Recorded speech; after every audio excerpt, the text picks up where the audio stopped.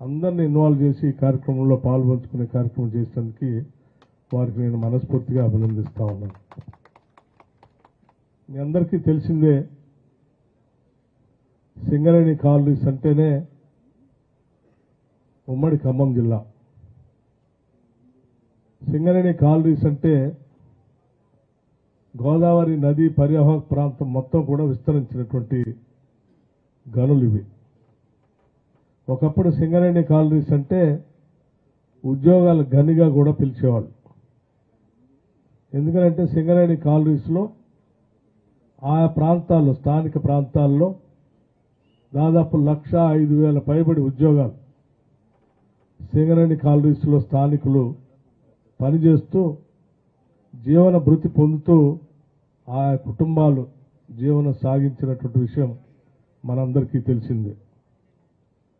కేవలం రాష్ట్రానికి ఆదాయం ఇవ్వటమే కాదు, లేకపోతే రాష్ట్రానికి కరెంటు ఉత్పత్తి చేసుకోవడానికి బొగ్గును అందించడమే కాదు, ఈ ప్రాంతంలో చదువుకున్నటువంటి వాళ్ళకి, చదువు రానటువంటి వాళ్ళకు కూడా జీవన భృతి కల్పించడానికి పెద్ద ఎత్తున ఉపయోగపడినటువంటి సంస్థ ఏదైనా ఈ రాష్ట్రంలో ఉందంటే అది ఏకైక సంస్థ సింగరేణి కాలనీస్ అని చెప్పడానికి ఎటువంటి సందేహం లేదు. సింగరేణి కాలనీస్ నాకు తెలిసి తెలంగాణ రాష్ట్రానికి తలమానికం లాంటిది. ఈరోజు ప్రభుత్వ రంగ సంస్థల్లో పెద్ద ఎత్తున లాభాలు ఆర్జించి పెడుతూ దీన్ని ముందుకు నడిపిస్తున్నటువంటి సంస్థ ఇది. అటువంటి సింగరేణి సంస్థని లాభాల బాటలో నడిపిస్తున్నటువంటి కార్మికుల్ని, యాజమాన్యాన్ని నేను మనస్ఫూర్తిగా అభినందిస్తా ఉన్నాను. అభినందించడమే కాదు, మున్ముందు మీరు సాధించి పెట్టేటువంటి లాభాల పంటని తప్పనిసరిగా పెద్ద ఎత్తున రాష్ట్ర ప్రగతితో పాటు కార్మికుల ప్రగతి కోసం కూడా పంచుకుంటామని చెప్పి ఈ సందర్భంగా మీ అందరికీ నేను మనవి చేస్తా ఉన్నాను. చాలామందికి రకరకాలైనటువంటి అపోహలు ఉన్నాయి.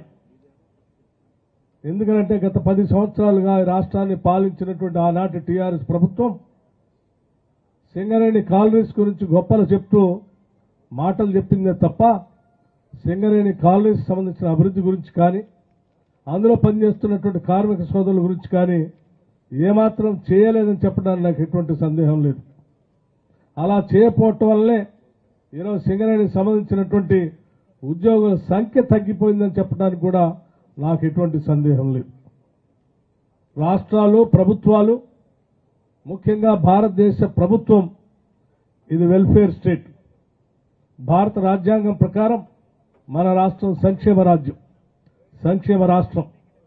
సంక్షేమ రాజ్యం అంటే ఈ రాష్ట్రంలో పుట్టినటువంటి ప్రతి బిడ్డకి ఉద్యోగ అవకాశాలు కల్పించడమే కాదు, వాళ్ళ జీవన స్థితిగతులు మెరుగుపరచడానికి కావాల్సినటువంటి పరిస్థితులు కూడా ఏర్పాటు చేయాల్సిన బాధ్యత ప్రభుత్వాలపైన ఉంటుంది.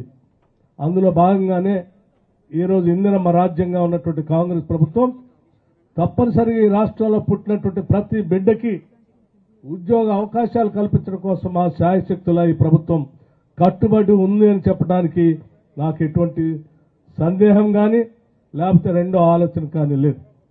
యావత్ మా మంత్రివర్గం రాష్ట్ర